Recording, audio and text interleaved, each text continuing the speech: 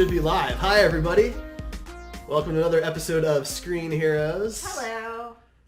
I'm Derek, one of your weekly hosts, and I have with me my regular weekly hosts.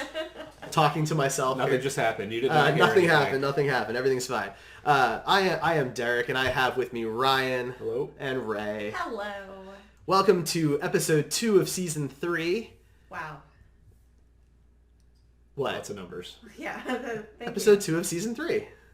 That's not a lot of numbers. So many numbers. It's also episode 54 of the series. You could go that I way. can't go on now. Wow. My mind just melted. Wow. So welcome back, everybody. Happy New Year. Last week was our first week back in the new year, and we kind of told everybody our 19, what year is it? 2017. On my head. It's 1973. It's 1973. Going Podcasts back in haven't been time. invented yet. That's why I've got my Nikes here.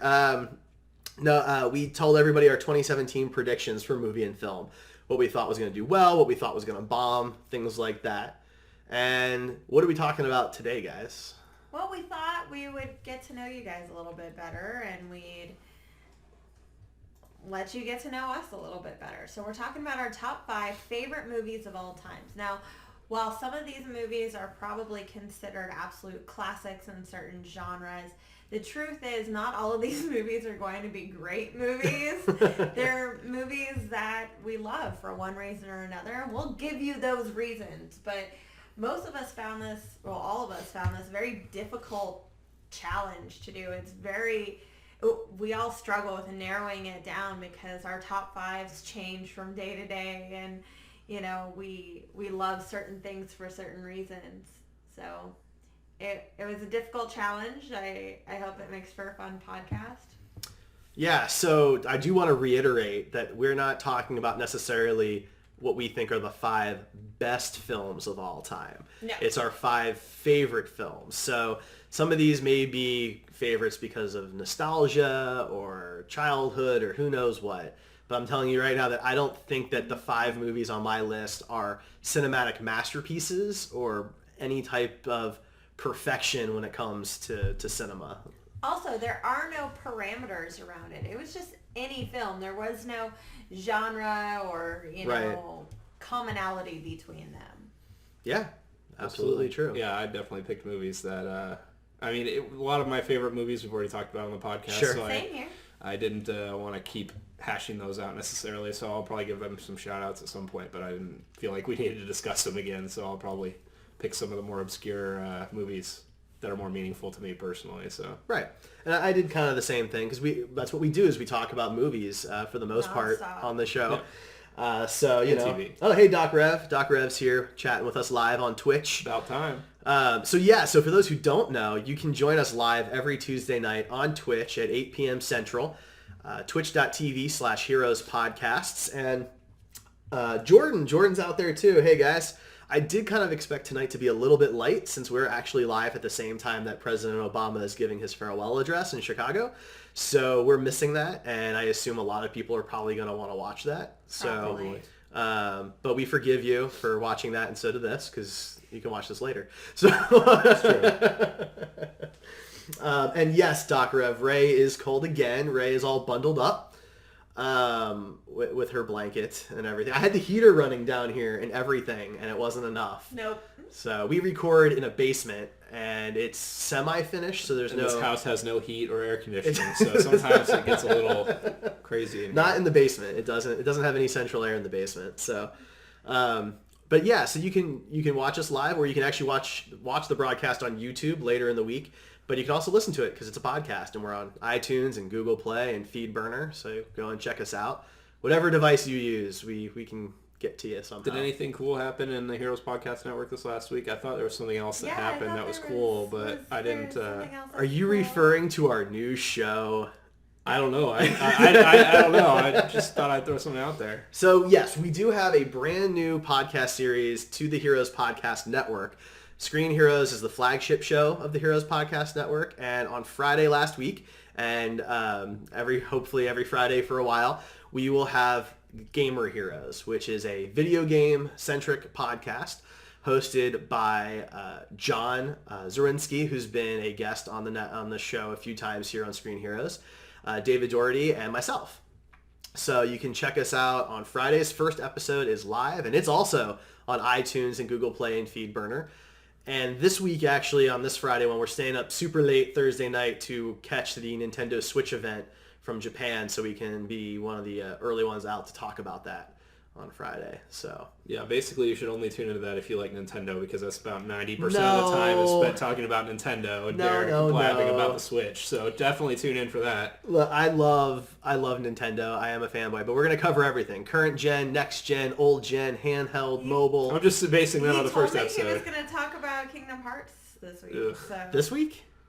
Oh, apparently. In this week's episode, or I told you this week that we would at some point talk about Kingdom Hearts. Oh, right. This week is all about Nintendo Switch. Yeah, next week, and then next week is about the Nintendo something else. And everything is about Nintendo. Next week, episode 3 will be about mobile gaming, and we're going to focus on a particular MOBA that's out in the mobile world that's kind of interesting. So, Pokemon Go is not a MOBA, Derek. It's not Pokemon Go. I can promise you that. It's a MOBA. And if you don't know what a MOBA is, then tune in to Gamer Heroes on Fridays. Because Derek loves his definition. That's right. Acronyms are his favorite thing. Anyway, so let's... Did you pull up the box office numbers for all of our favorite movies? I don't know your favorite movie, so I didn't even pull up the numbers for mine. There's no box office stuff happening. I'm sorry. To all of you out there that enjoy numbers, I'm sorry that I didn't come all through. All 3 of you are... great. We love you as fans. Look, we use financial. This is a pick on Derek night. I'm cool with it. Look, we use financial numbers to say a lot about films. We really do. If a particular movie doesn't reach a mark, we say whether or not it was a success or failure based on that. And I think we did that a lot in 2016, especially with all of the superhero films. And Rogue One even had some pretty historic numbers in 2016, given its short 2016 run. Only being out for 2 weeks in 2016. So numbers matter, and I like to talk about them. All right, so we're like almost 10 minutes in already. So let's go ahead and get things kicked off. Now, as we start, are you guys doing this in any particular order? Did you rank them? Is it alphabetical? What are you doing? There's no way for me to possibly rank them, so no, I did not. Okay. All right. I was thinking about going alphabetical with mine, but I think I'm just going to... We don't love organization as much as you do, Derek. Well, I didn't do it. I'm not going alphabetical. They're not in alphabetical order in my list. So they're just in the order that I thought of them in. So who wants to kick us off? I think Ray should, since this was her topic. It wasn't. It was Ryan's topic last year. Was it? Yeah. That doesn't change the fact that Ray should start us off. I agree. Alrighty. Well, I'm going to leave the only one that I can rank as my absolute favorite for last. But for the first one, I'm going to go with Jurassic Park. Okay. Jurassic Park. Classic. Yes. So I saw this in theaters. I absolutely loved it. My parents were horrified. They didn't, my parents loved dinosaurs, and they took me to all the dinosaur films I saw. We're Back. Land Before Time was my first movie in a theater. What was the first one you mentioned? We're Back. I don't remember that one. Which one's that one? I mean, it sounds familiar, but it's probably something I watched randomly once in my childhood. Whatever. You guys go look it up. Anyway. Is that the one with the little dinosaurs? No, they're not little. Never mind. Big. Okay. It's a cartoon, though. Okay. So my parents take me to Jurassic Park, and they realize it's an adult movie with Was that your introduction to Jeff Goldblum, and that's when your fascination for shirtless, deep neck Jeff Goldblum came from? Yeah, and then a week later, I saw Earth Girls Are Easy and Jeff Goldblum. Oh, that's a great movie too. Yeah. I love that movie. Yeah. Harry, Jim Carrey. And, oh man, that was like a primo cast. But anyway, we're not talking about that. No, you're right. So Jordan likes We're Back. He says it rules. So there you go. You have a fan.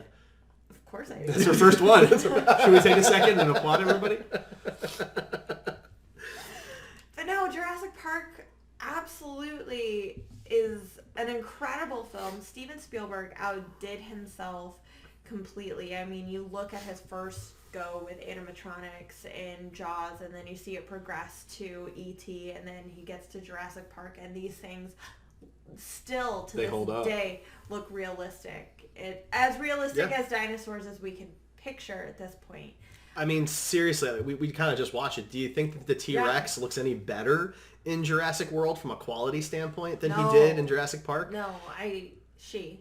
Sorry, you're right, she. My mistake. My mistake. But Life found a way, so we don't really know. But there were no T-Rex eggs. That we saw. They were raptor eggs. Isn't there only one T-Rex in the movie? Yeah. There's only one T-Rex in the movie. So. And I specify that because... In the book. Yeah.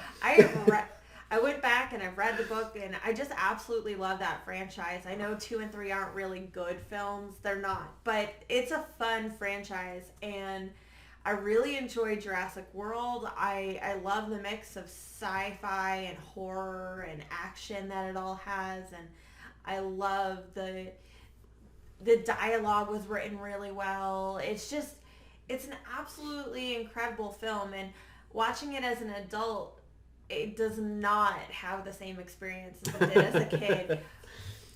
But that's good. It had a great experience as an adult too. I love that I can watch this film multiple times, keep going back to it, and still feel love for it in some way. It's definitely changed over the years, but there's still a lot of love when I see that film. Yeah, Jurassic Park is still my favorite Jurassic movie. A lot of people really like Jurassic World, and I had kind of mixed feelings about that. But I mean, Jurassic Park, the effects for me that was one of the first times when I was like, wow, for the things they could do with practical effects. Yeah. I mean, all those dinosaurs were hand sculpted, and they didn't do that for Jurassic World. No. But now the rumor is apparently they're bringing back some of that type of style for the sequel.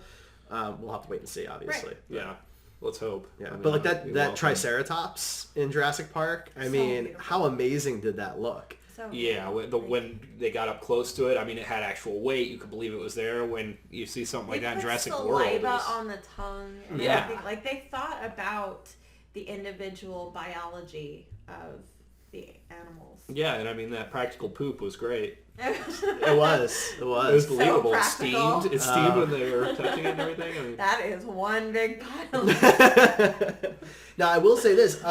That was the first PG-13 movie I ever saw in theaters. Yeah. I remember my dad took me to a daytime show because it was really sunny out. I remember that much. You weren't actually 13 and yet. I was not 13 yet. Wait, was it 94? 93? It was like 92. It was early. Was it? I'm not going to look it up right now. I don't want to disengage from this. No, fair enough.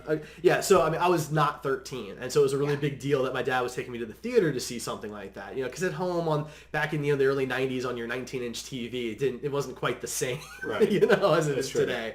I mean, it was amazing, but I still just love that movie.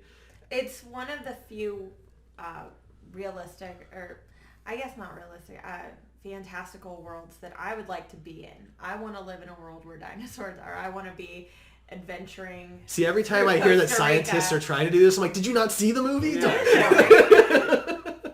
What was your guys' favorite dinosaur in there? Favorite dinosaur? Yeah. So I guess I'm going to be a little bit lame here, but for me it is the T-Rex. I love the T-Rex. That shot at the end with the banners coming down and it's just roaring. How epic is that? That's one of the best shots in any movie ever. The Dilophosaur was it for me, though. Yeah, same. It's a great one. The little fan thing coming out and spitting on the dude, Nedry. That was a good one. Yeah, that was great. That was my favorite. And him popping up in the car. That was such a scary scene for a kid. Yeah. Yes. Yeah. That was definitely one of the scenes that was bordered more on horror. Yeah. Yes. Than the rest of the film. Well, that and like the Velociraptor scene when they're all when they're in the kitchen and the kitchen scene stalking them. Yeah. I love that kitchen scene. The kitchen scene's very well done. Yeah. It's scarier because the kids don't know how to deal with something like this. They're just the adults don't either. Right, but it's the kids in that scene, so right. It's it makes it that much more scary. So yeah, it's awesome. And Doc Rev says 93 for Jurassic Park. So thanks, man. 93. So I'll let the world know I was 6, give or take, depending on what month of the year that was. I'm sure it was probably a summer blockbuster, so I was almost 6.5. Wow. So all right. So Ryan, do you want to give your first film on your list? Let me look at my list here. You already forgot that. No, I didn't forget them. I just have to decide. You have to pick and choose. It's a tough one. I'm going to say Groundhog Day. Oh, such a good film. Harold Ramis directing, Bill Murray starring. I mean, it was as perfect. I'm going to use this term a lot with all my all my picks, but a perfect storm of all these great personalities coming together. The worst part about that movie is that it split Harold Ramis and Bill Murray, and they didn't talk for like 20 years, and then they didn't talk again until Harold Ramis was on his deathbed, essentially, which is unfortunate. But at least they made it ended up being a good film, so at least they can look back and say that. Absolutely. Like, I don't think there's anybody that I've ever talked to that would say anything bad about Groundhog Day. Like, I'm sure you could pick some things about it apart, but it's just such a beautiful movie, and it's not the typical Bill Murray movie. You get some of his normal, kind of comedy stuff, but it's a very serious in tone movie. It deals with a lot of topics that are pretty hardcore, and it does it in a way that doesn't make you feel like it's weighing you down or anything like that. It's still lighthearted enough to where you don't feel like you're watching something terrible.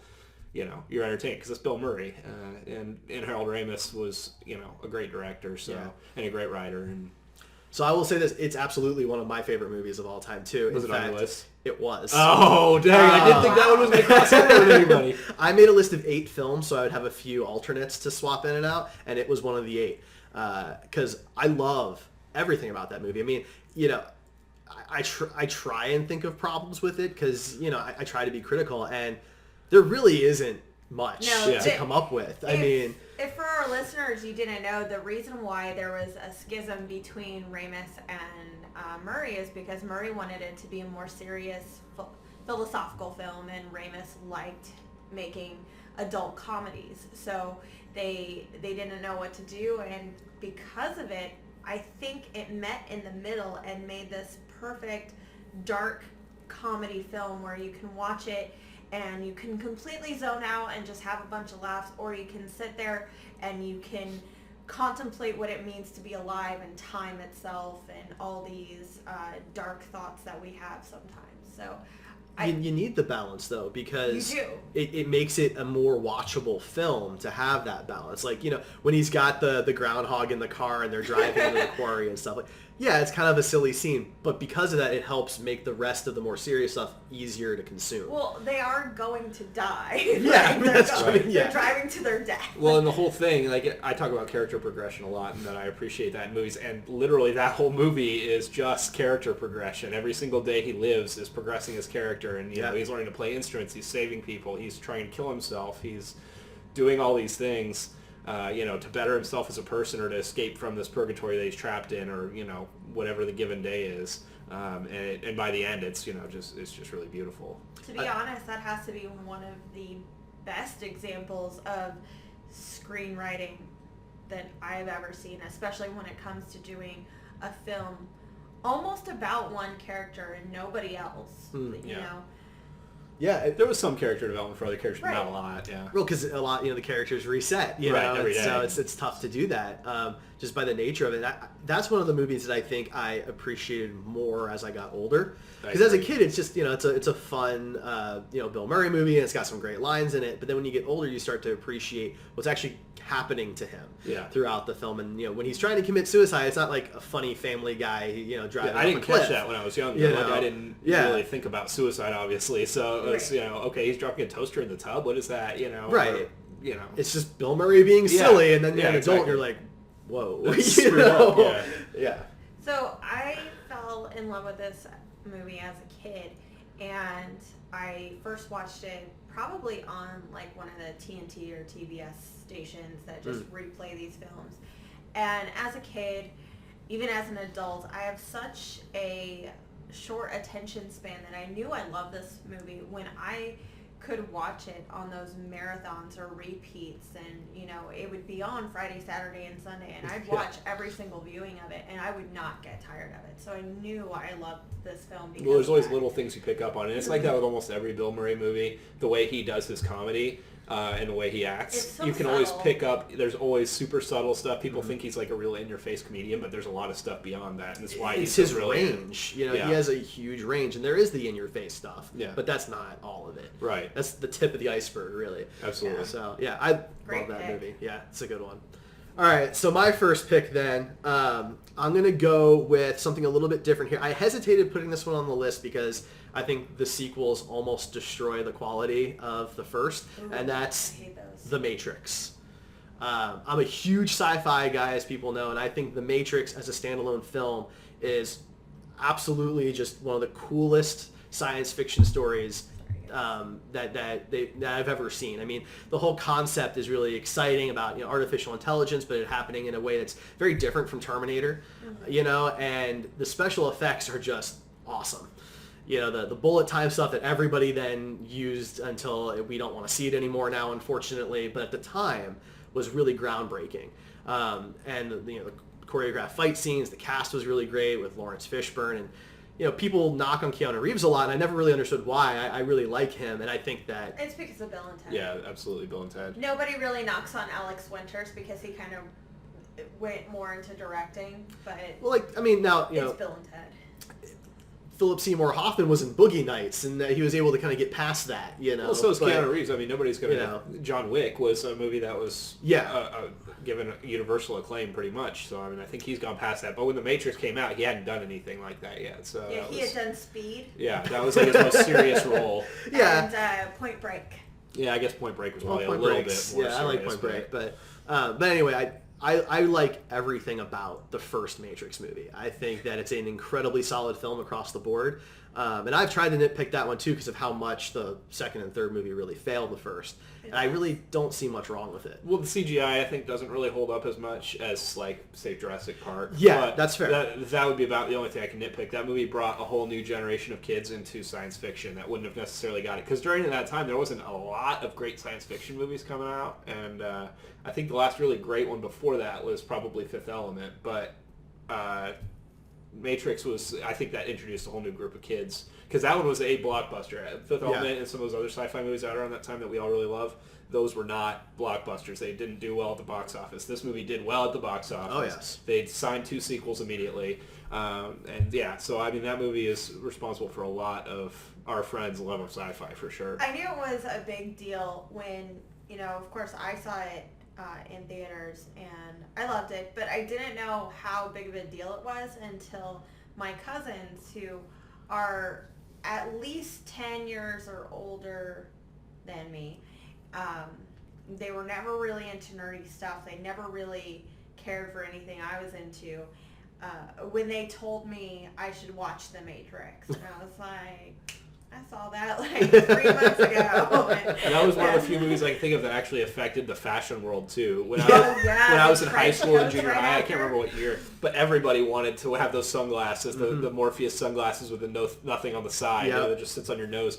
And they wanted the jackets and the leather pants and all this stuff and the slicked back hair. I think it was Nokia came out with a phone that was the one that popped down, right? And you could actually buy it. It was a real phone that you could purchase at the time. And I wanted that so bad. Oh yeah, everybody did. But it was like when Iron Man came out. Iron Man had that phone that was really cool. Right before he got up or whatever. Right. Yeah, everybody wanted that too. But yeah, there's not a lot of movies that actually affect the other worlds, like real world culture. Yeah, and it did. So that was pretty. I think that's a great. really good point. And just as a little side note, it's kind of interesting that Hugo Weaving, who played Agent Smith, he was also in the Lord of the Rings trilogy at the same time. So this dude was doing 2 of the largest trilogies box office wise back to back like that. Is kind of impressive. But so Doc Rev was saying that one of his favorites is Enter the Dragon, and it's kind of a small world. I was watching that at lunch today. It was on TV. Bruce Lee. I mean, if you watch this, I'm a big kung fu movie fan, and Bruce Lee is obviously the man for that. So that Enter the Dragon is great. Absolutely, yeah.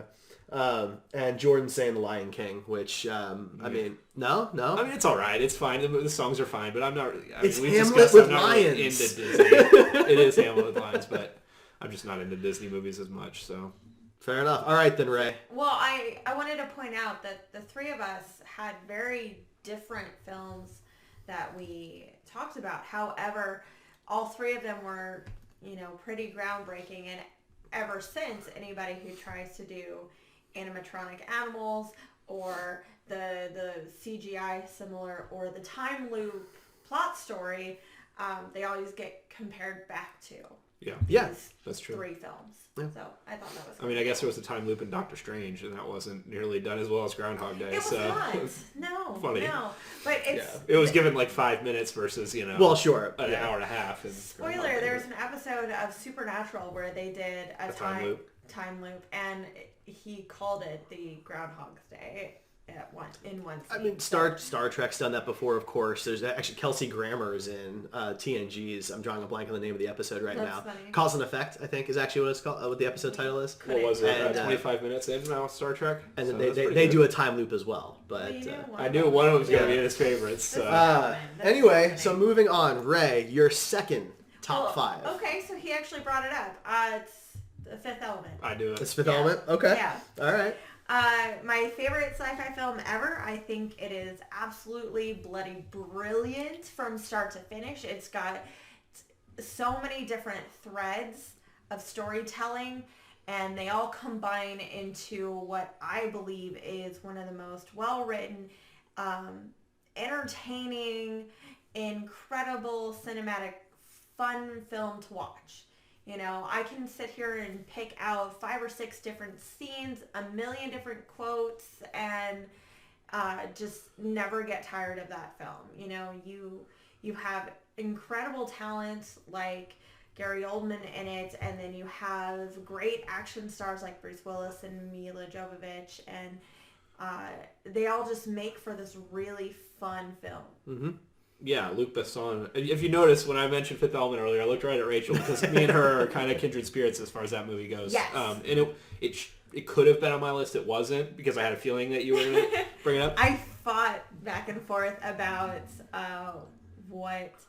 I made my list, and then I'd completely forgotten about Fifth Element. And then when I remembered it, I was like, oh no. It didn't happen to me like 30 seconds ago when I mentioned it. No, I thought about this, like 2 days ago? Yeah. 3 days ago? Yeah, I mean, that movie has everything. It's got just enough cheese to make it a sci-fi. I mean, I feel like most sci-fi movies take themselves too seriously. I am a meat popsicle. Yeah, absolutely. I mean, that movie was all practical effects. I mean, there was a little bit of CG. Wow. But it was like the green screen on the flying cars, though. Yeah. The cars were actually floating. Yeah, absolutely. And I mean, all the Mandalores and everything, those were all practical effects, and the guns were all really built. The Zorg ZF-1 was one of my favorite props of all time, and someday I want to own one. But, I mean, it was all real, functional things that actually shot blanks. I mean, there was one that actually shot, and there was one that actually shot a net, and one that actually, sprayed stuff out of it. I mean, the guys at the beginning, each of those...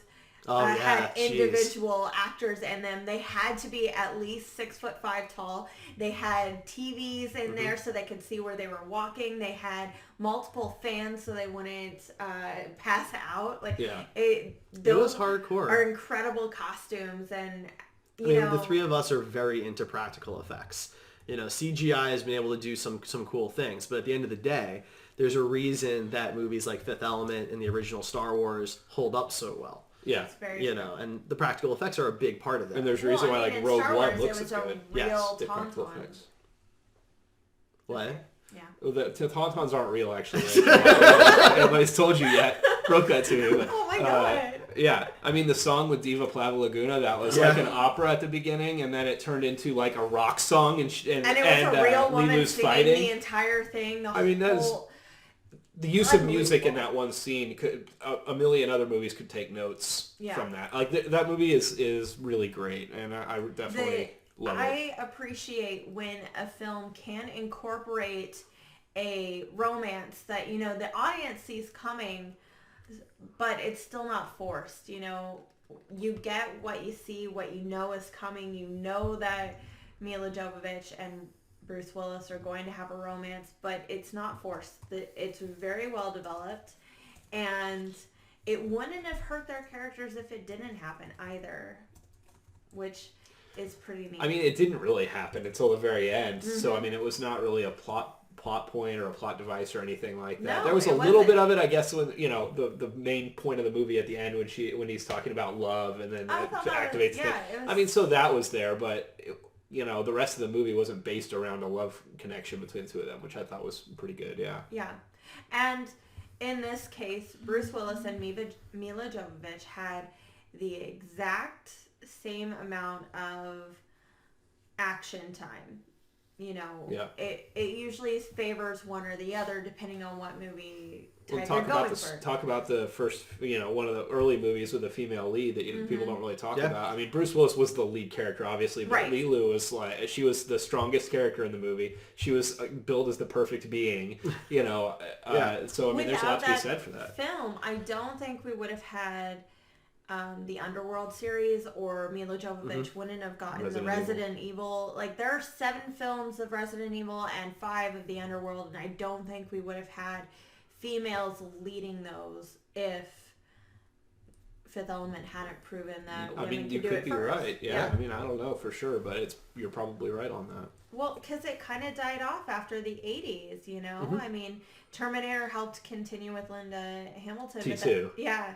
T1, she was just kind of a... Right. Yeah, T2 sorry. for sure. I meant more the Terminator franchise, not just... Yeah, sorry about that. Well, T2 wasn't until like 1991, so that would have been in the 80s. Yeah.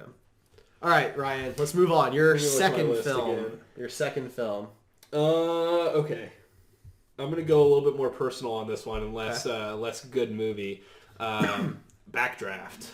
Really? Yeah, Kurt Russell. So...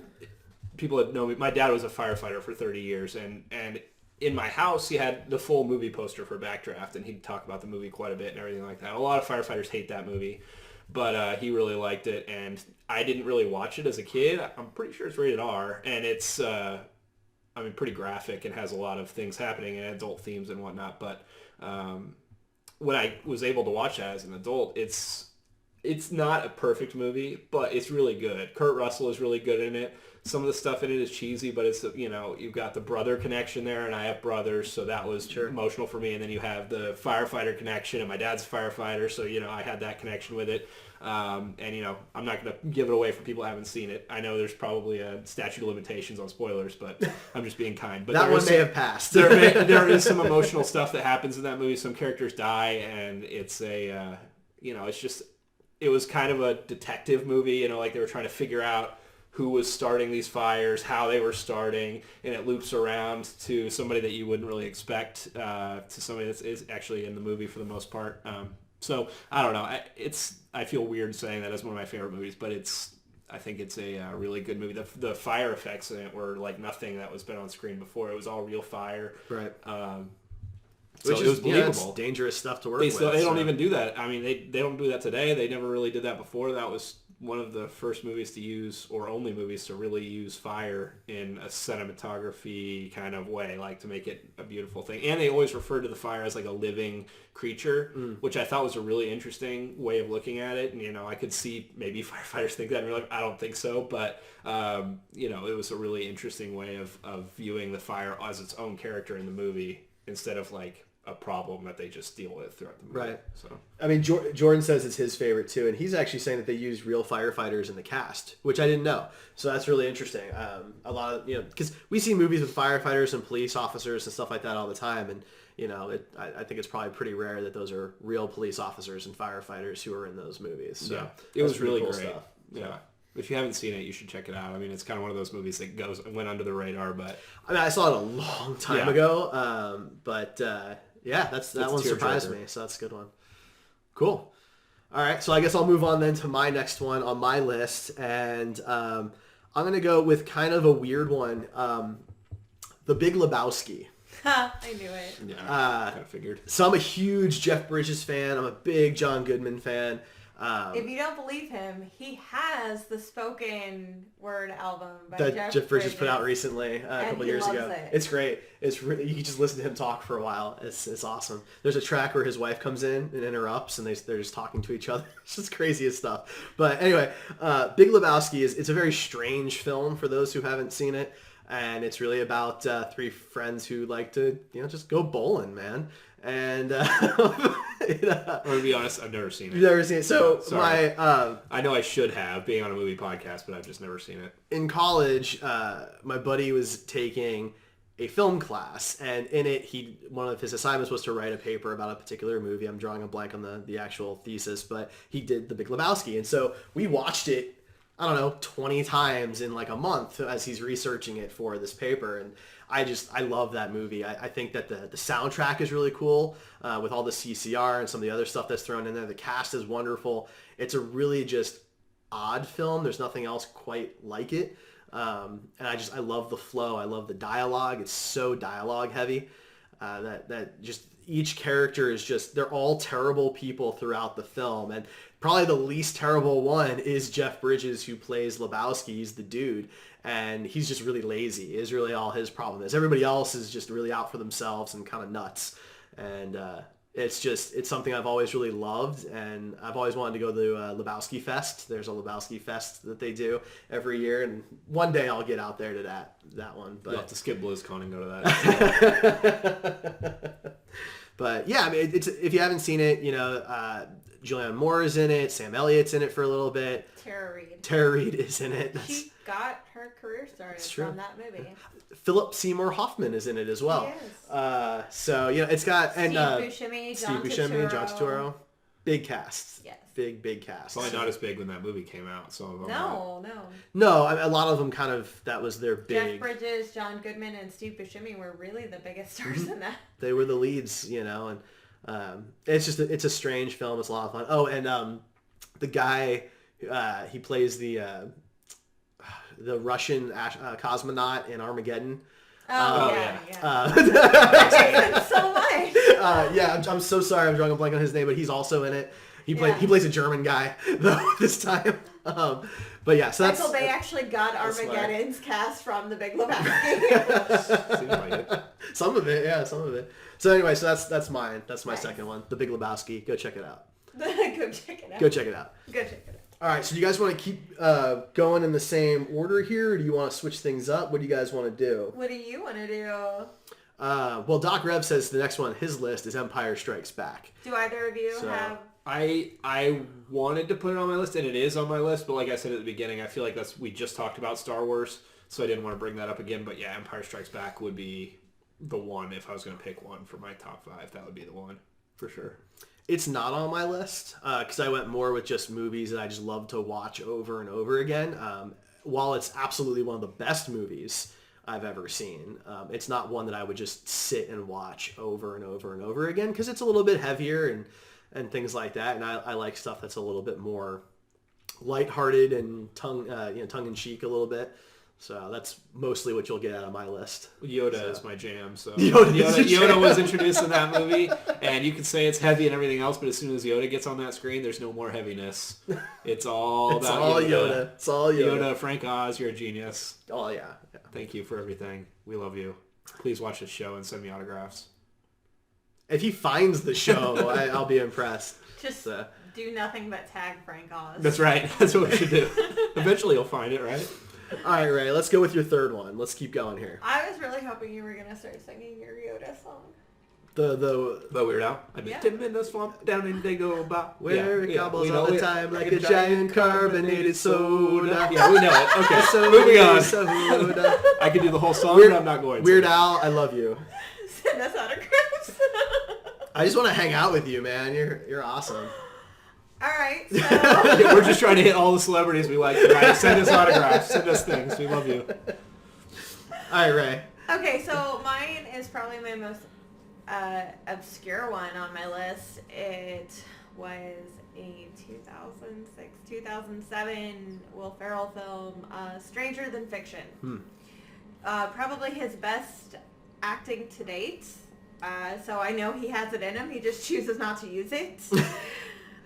Well, when they're paying you $20 million to do Step Brothers. Yeah. You don't really, you can phone that in. Right, I don't know what he made for Stranger Than Fiction, but I don't think it was a lot. Right. So, fantastic cast, only 5 actors. It's Will Ferrell, Dustin Hoffman, Maggie Gyllenhaal, Emma Thompson, and Queen Latifah. And while that seems like the absolute weirdest motley crew put together, the 5 of them act off of each other very, very well. I was drawn to this originally for so many reasons.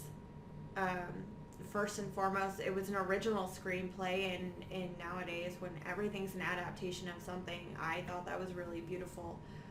with so few actors, I thought that it was originally a play. Because during college, I was an English major, and I learned that if something has in between 3 to 6 characters, it most likely occurred on stage first, because the smaller cast, the better for the stage. Then I come to find out that it's an original. It's graphics were done.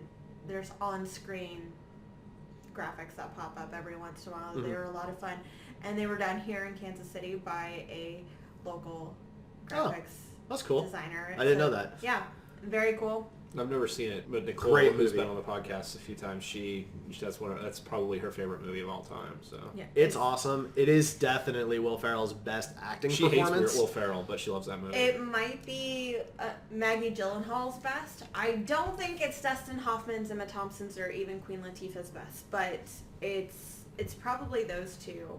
It's a really cool movie. It's definitely the kind of dark comedy that I really like. It's a beautiful love story that does not necessarily seem like a love story. It's about a tortured writer who finds out that the character she is writing is actually a real person, and as she is writing stuff, these things are happening to his life. So they try to discover who's in control of what, because he does have some sort of willpower, but she also seems to be making things happen as well. And it's a fun back and forth. It was great to watch, and I love rewatching it. The soundtrack is absolutely awesome. It's just filled with all this indie music that I absolutely love. Vampire Weekend's in there, so I'm a sucker for that. It was just really beautiful, and I'm glad they left it alone and didn't, try and bother with a sequel. Yeah, it's definitely a great standalone story. So worth watching. It's absolutely worth watching, whether you're a Will Ferrell fan or not. If you're a Will Ferrell fan, it's his best performance. It really is. Absolutely. So, when I watch a Will Ferrell movie, I'm not watching it for his performance. Right. But he's great in it. Like, if you're a Will Ferrell fan because you liked Blades of Glory or Talladega Nights, you will not like this film. You just won't. But if you enjoyed the other stuff he's done, where he's stepped out and done, different characters like Elf or the producers, whatever, when he was actually acting, you'll probably like this. All right, Ryan, what's your third one? Okay, so going, since Rachel hit us with a dark comedy, I'm going to go with a dark comedy that came out at a time. We're going to keep it dark. I'm going to keep it dark.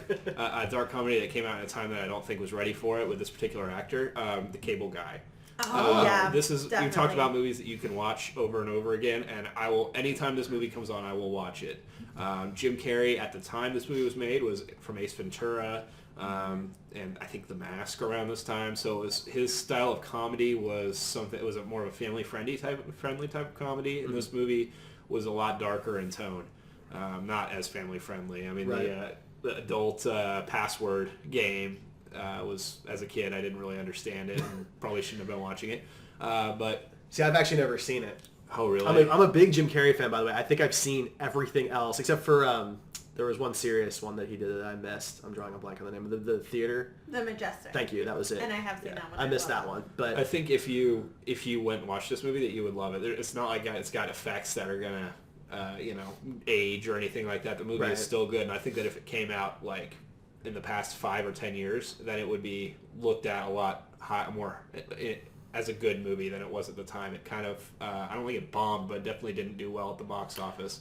Yeah, I remember that much. I think people were just surprised to see him do something a little more adult. Yeah, and very dark. The movie is, if you haven't seen it, which you said you haven't, it's about a guy who gets his cable done after he gets kicked out of his girlfriend's house, and the cable guy turns out to be not working for the cable company or anything. He's just this guy that gets infatuated with people and needs to be their friend, and he takes on personas from TV shows as a kid that he didn't. His mom has kind of revealed his past and everything as to not to be good, and he was raised by the TV and all the shows from the 70s and 80s, and yeah, it's really creepy, and there's a kidnapping, and there's a whole scene where he's trying to get this guy to love him and be his friend, and he's doing all these horrible things when they won't when he won't be his friend, he's threatening him. And It's always been on my list. I just forget about it.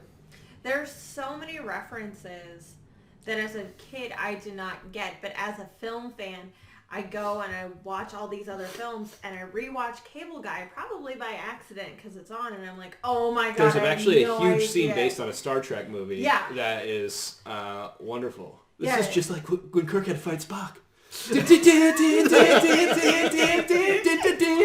Yeah, it's. I mean, and that's at medieval times. So it's. What fell? It's a great movie. Raph.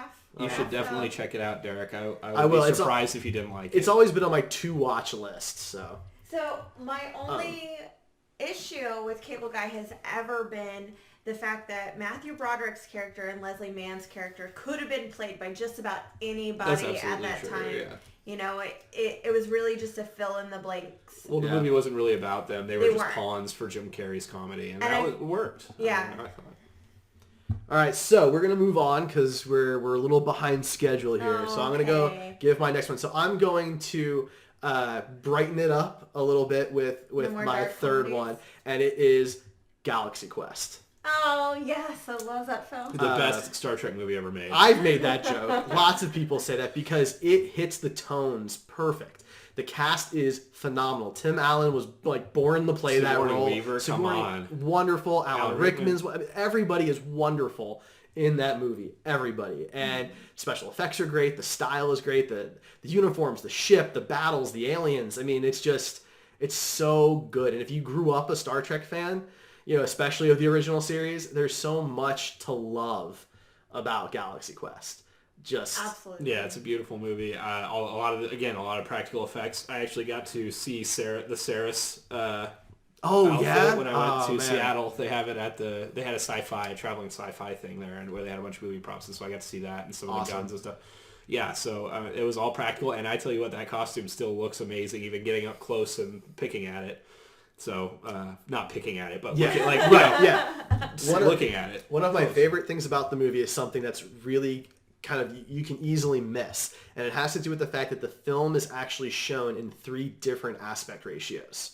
So it starts in old TV 4:3 format when they're showing the old TV show clips. Mm-hmm. And then when that's done, they pull into the normal movie. It moves into more of a widescreen, but not a full widescreen.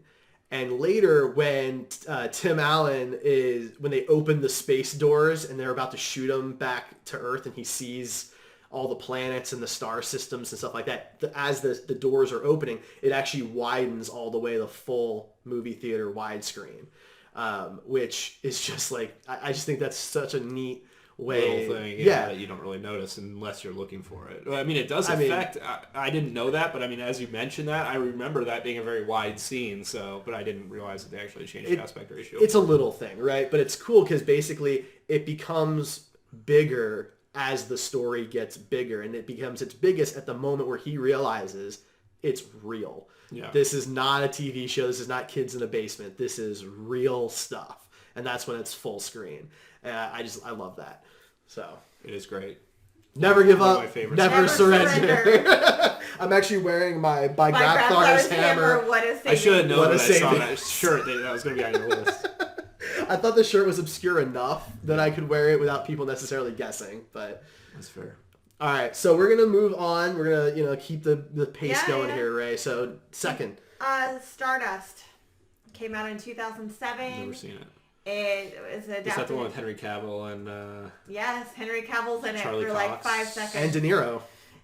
Robert De Niro, Michelle Pfeiffer, Charlie Cox. It was a huge hit in England, and they were going to have plans for a second and third, but it did not just do very well in America, which is sad because going back to everything else, it was a beautiful mix of practical effects and CG. Costume design was absolutely beautiful. It's one of the few movies that I think is better than the book.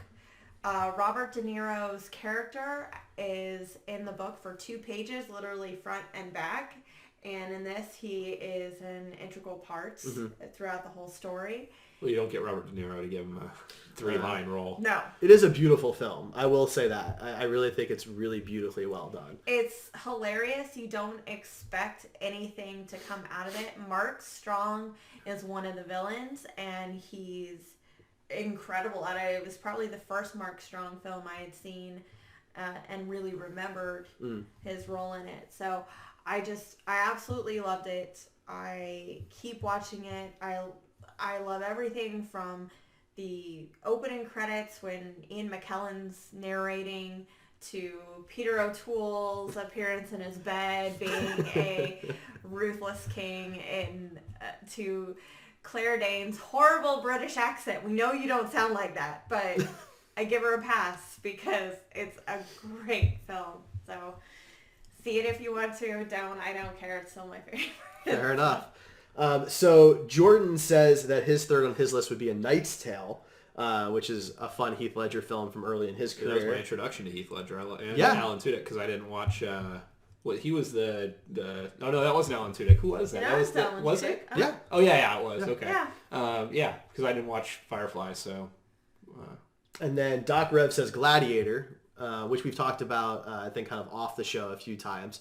That one. That wouldn't be on my list, but We ended up talking about Gladiator a lot somehow. I don't know. Yeah, it is one of the first Blu-rays I ever bought because it's a really beautiful Blu-ray. And then Captain Sci-Fi says a couple of his, because he joined us a little bit late, are Ruthless People and Die Hard. Die Hard is great. And Die Hard, I've never seen Ruthless People, so I can't speak for that. But I love Die Hard. yeah, we've talked about it. Yeah, we've talked about Die Hard. I mean, it's awesome and all that. So Ryan, let's move on to your second on your list of 5. I guess we're 4 in, whatever. Back to the Future.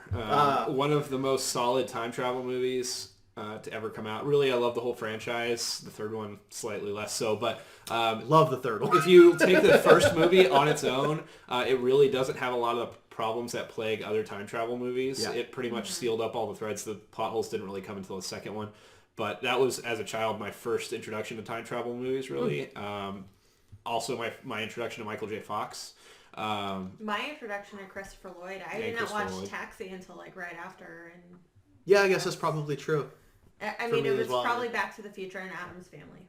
And he played 2 completely different characters there. Yeah, And I that's probably true. didn't realize it was the same guy at the time. I mean, Yeah. that movie, I've been in love with the DeLorean ever since. Oh, yeah, me too. You know. Yeah, if I won the lottery, that would be the first thing I buy, probably.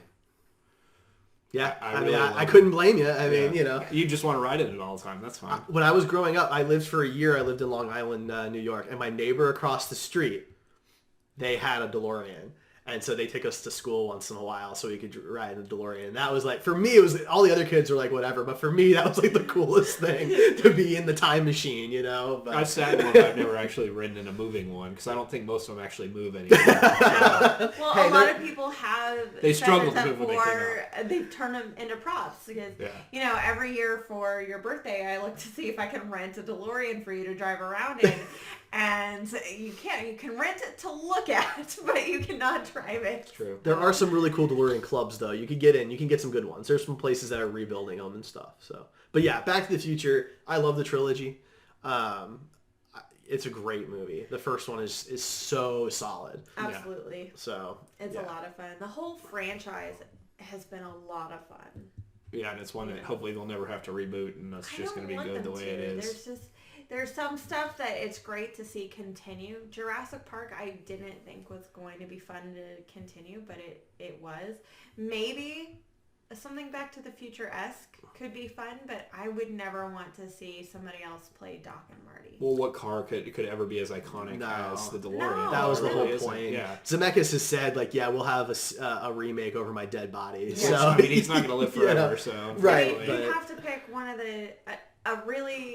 a car that was so impractical and dumb looking at the time and turn it into something amazing. Like, I mean, maybe if you wanted to poke fun at the PT Cruiser or something. Yeah. No, it's not quite the same. I know it's not the same. It's just, the DeLorean was such a rich guy's Well, when that movie came out, the DeLorean was not.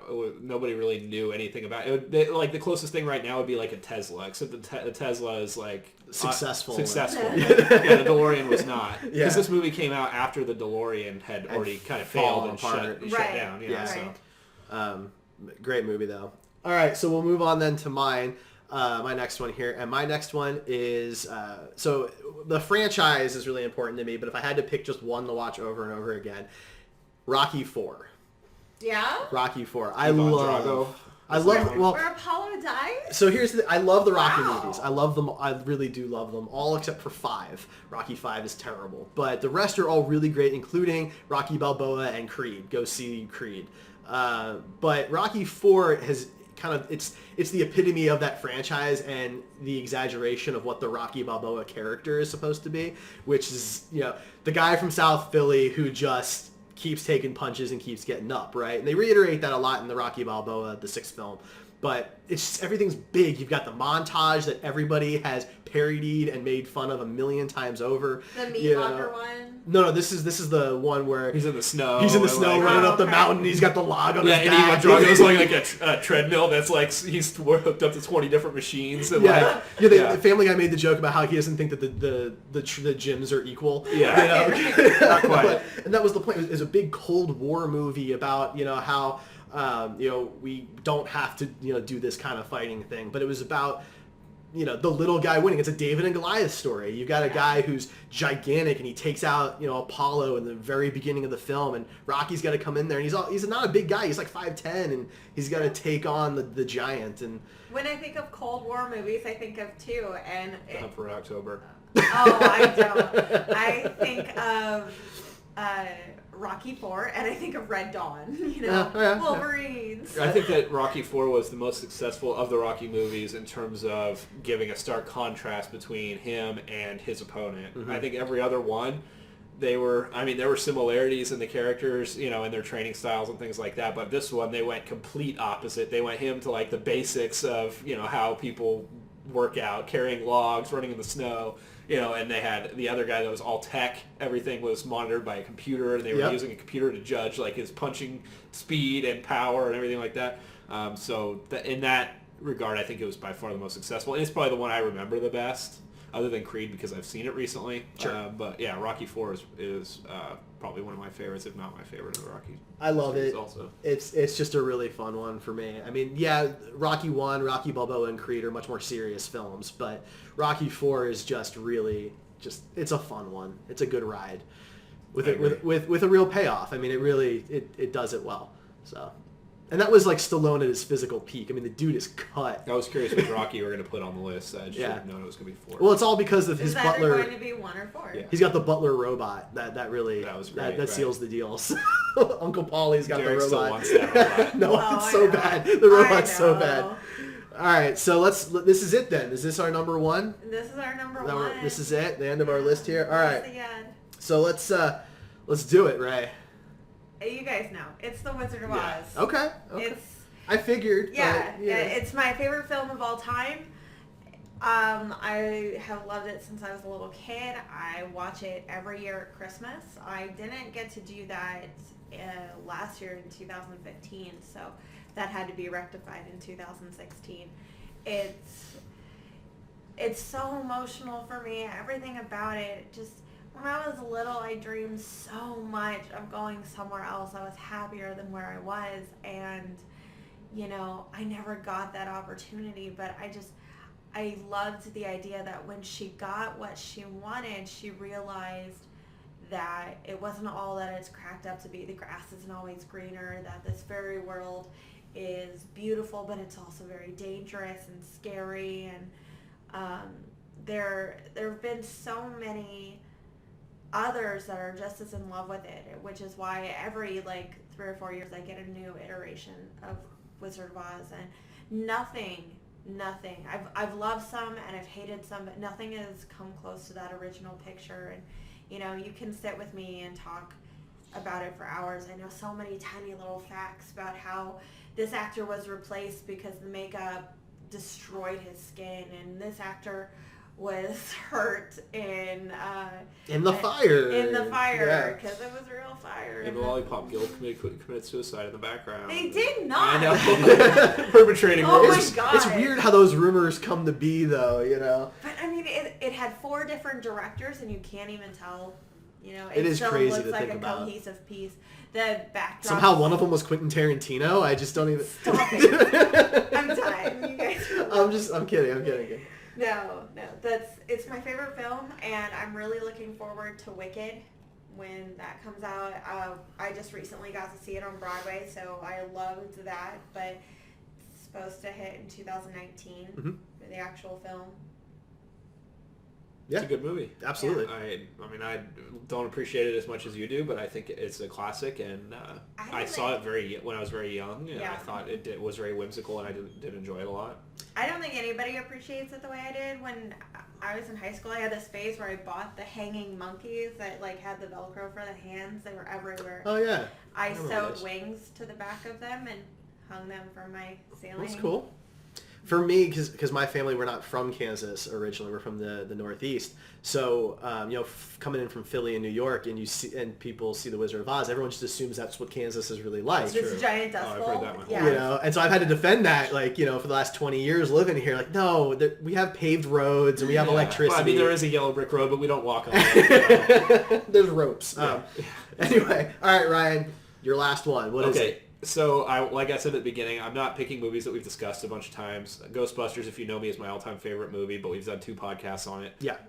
You should go back and listen to those. We fan-casted a new movie in one, and then we discussed the review of the new movie in another. So go back and look at those. Then we've done 3 because we also did a trailer watch. We did the trailer watch one yeah. also. I think that was our first ever live streamed or video. You're right. It might have been Might our not first have been video. live Absolutely. Yeah. But so that one is my all-time favorite movie, but we've already talked about that. So I'm going to go with a different movie. I'm going to go with Big Trouble in Little China. Of course. It's lightning in a bottle. It's the perfect storm of actors. It's 2 Kurt Russell movies on my list. It's true, yeah.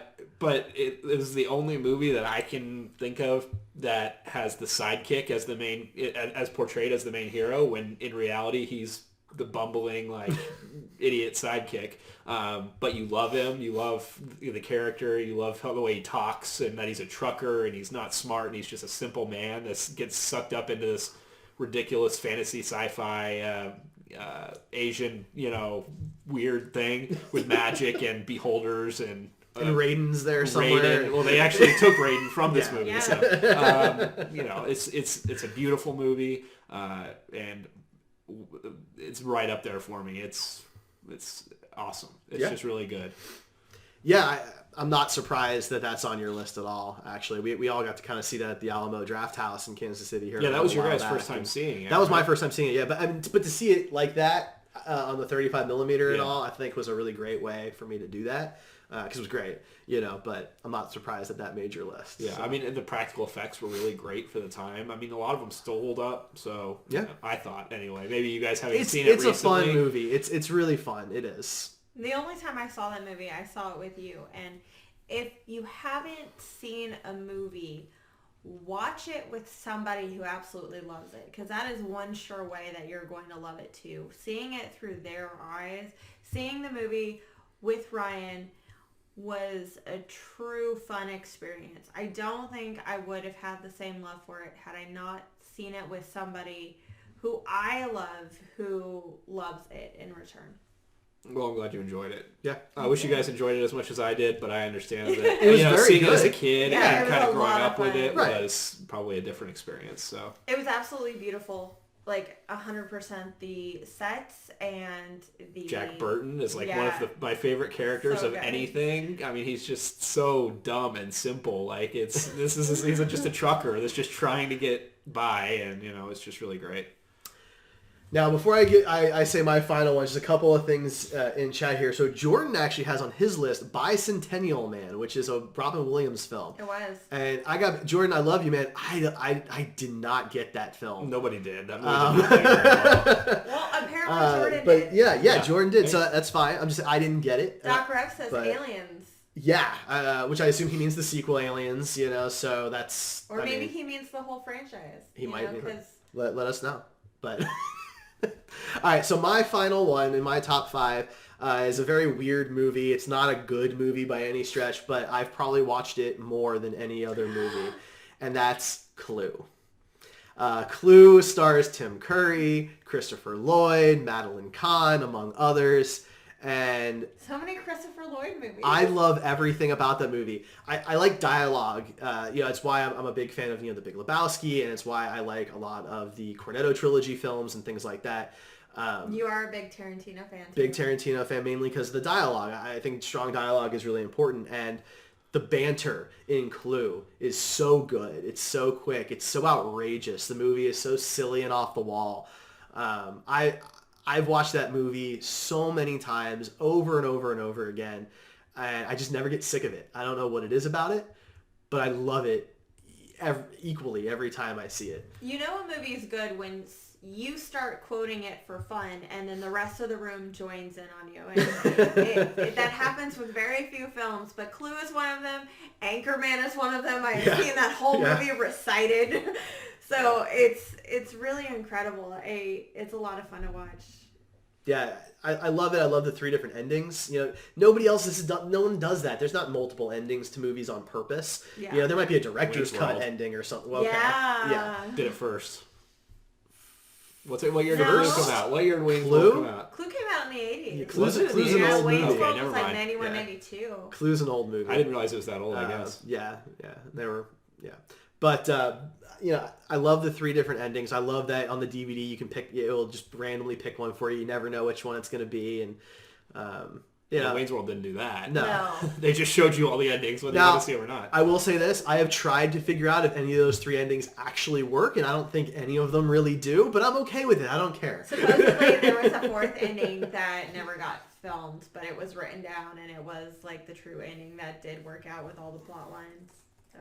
Yeah, I think I've seen it, but if I did, it was like when I was a kid, and I haven't really watched it since. So I picked it up in the $5 bargain bin at Walmart when I was in college. I had never seen it, but it was a Tim Curry, Madeline Kahn, Christopher Lloyd movie, and I'm like, well, I might as well check this out for $5.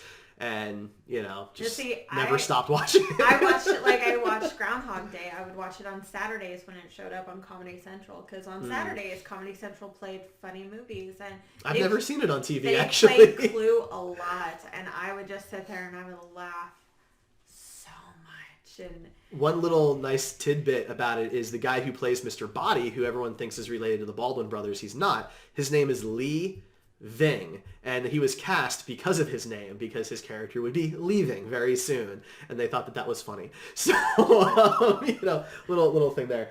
Jordan's last thing is, he said as an honorable mention he would say The Crow, which I know is a favorite of many people. Best Ernie Hudson. Yeah, you guys want to give some honorable mentions? Yeah. So for me, I've got a couple. I've got Groundhog Day also made my list, and then the Jurassic Park was also on my list. Wow. And we hit like all yours. Then I did have Star Trek First Contact. That's your favorite Star Trek movie. It is my favorite Star Trek movie. I think it's the most accessible of the Star Trek films. That's the one with the Borg, right? It is. Yeah. I think it's the most movie of the Star Trek films. I think that Trek belongs on TV, but I think that's the best example of a film for Star Trek. Directed by Riker himself. It's true. Was it really? Yeah, Jonathan Frakes directed that one, and that's why there was a big push for him to direct the new. That was the only Star Trek movie stuff I actually went to see with my dad at the theater. Oh yeah. Yeah. So that's why I remember it. That was the first one I got to see in theaters when it actually came out, which was pretty cool. But special effects are great. The Borg just looked so creepy and horror-esque compared to what they were on the TV show. And the one with no arms, and she was just like a torso thing. Right? It was so cool. Alice, she was awesome. And so that's my favorite Star Trek movie. Nice. So honorable mentions for me, that would be easily in the top 10. Labyrinth, of course. I didn't mention that because I thought it was going to be on your list. But Beetlejuice, Willy Wonka and the Chocolate Factory, and then Wreck-It Ralph. Oh, Wreck-It Ralph's a good one. Yeah. I had Ghostbusters, Empire Strikes Back we talked about, Labyrinth and Dark Crystal, Teenage Mutant Ninja Turtles 2, Secret of the Use, 89 Batman, Princess Bride, Combat. Beetlejuice. Nice. Those were all on my list too. So my list could go on and on. I mean, obviously the episode 4 and 5 of Star Wars. You've got Hot Fuzz and Shaun of the Dead from the Cornetto trilogy. I love those, but brilliant. If I had to pick one of them, my top 100. Hot Fuzz. Hot Fuzz would be much higher on the list than Shaun of the Dead. I think Hot Fuzz is their best work. It's underrated, in my opinion. And that's a movie that I walked out of the movie theater actually hating. Oh yeah. And then I watched it again and loved it. The pacing is weird the first time you watch it, but then the second time you watch it, you're like, this actually is intentional. Awesome. Yeah, the second time I loved it, and I've loved it ever since. So. Well, the payoff the first time you watch it's a little offensive. You're like, are you kidding me? It's just for like the home and garden. I don't know. I like that. It was just there was something about it. It was like, man, this is just a bad movie. And then I watched it again, and like, I don't know why I thought that. It's awesome. Yeah. So maybe I was in a bad mood. I don't know. Good, man. But Jordan's got a couple more. He says the 89 Batman. He also says the first Saw, which is probably the lowest budget film that any of us have mentioned tonight, because that was a pretty cheap, because the whole thing takes place in one bathroom, really. So Clerks would be in my top 10. Clerks, yeah, that's also low budget. As far as actors, we got, let's see, I think Kurt Russell is topping the list, and Christopher Lloyd. Those two are apparently between the three of us are our favorite actors. Absolutely love those two. Yeah, they're up there, and if I use the Star Trek franchise as a whole, he showed up in Star Trek 3. So that's true. But yeah, so let us know, guys, what you think are your favorite top 5 movies of all time. What are your go-to films on a rainy day? What do you love to watch? Let us know. You can hit us up all over the place. We're on Facebook at Heroes Podcasts. You can find us at heroespodcasts.com. We got a brand new website. It's really cool. Please go check it out. It's totally revamped. You can play the podcast from the homepage and things like that. It's really neat stuff. Is there anything you guys want to talk about before we end things tonight? Well, I did have a Patreon pitch, but we're kind of going over, so I'm going to save that for next week. Basically, I'll remind you, though, that anybody who donates to our Patreon, that gets the money taken out on February 1st. So if your payment goes through on February 1st, then you're going to be getting a poem of some sort. Could be slam poetry, could be a limerick, could be a sonnet, could be a rap, could be anything. I will write something for you. Personalized. We will say it. We'll say a few of them probably on the podcast. I don't know if we'll do all of them. We might do some of them in our Patreon video for that month. Sure. But we'll do that as February hits. So yeah, go to our Patreon, patreon.com/heroespodcasts. That's plural. right. And it's totally, that's also been completely revamped too. Since we did the big rebranding, it's been totally revamped. We cleaned up everything so you can really see the perk levels and know what you're going to be getting. And I promise you this, that we will be doing a Patreon video every month from now on. That is my 2017 pledge to you guys. Aww. That we will be doing that. Next week, what are we talking about next week? Next week we are pitching our own Phase 4 Marvel film. Russ will be joining us. I have had my pitch down for like 3 years now. Basically, pick the most obscure character from Marvel, and that's who Russ is going to be pitching. So. I mean, that's who's left at this point, that's true. So there's they had 64 characters to choose from for Infinity War. So, so I wanted to mention that we're going to start something fun, get more interactive on the website. Anytime we do these rankings or tops, this is the only one that was going to be subjective. The others will be a little bit more objective, and we want you to get involved. There will be a fan pick. If we pick yours, I'm going to send you a prize. I know exactly what it is. I'm not telling you yet. You'll find out starting in 2 weeks when we do our top 15, top 20 sci-fi films of all time. I'm excited for that one. You guys can probably guess that. So, and be sure to check out our newest podcast, Gamer Heroes. Episode 1 is out now. Episode 2 comes out this Friday. We're going to be talking about the Nintendo Switch in episode 2, so be sure to check that out. I do want to point out that Gamer Heroes is a explicit podcast. There is adult language and content in that one because my co-hosts didn't want to censor themselves. So that's something just to be aware of, in case that's not totally clear. Since also, it's just podcast. There's no video, so... Yeah, it's just podcasts. We're not doing any video content. We don't have plans for that, but you never know. So check that out. Thanks, everybody, for tuning in. To those of you who joined us on Twitch, thank you very much. I think that's fantastic. Dear. Oh, that's so sweet. Happy anniversary to Ray, not to you guys. I was doing the thing, so join us live every Tuesday night on Twitch at 8 p.m. Central. You can chat with us just like you guys did tonight. Thank you, everybody, for talking to us and tuning in. We'll catch you guys next time.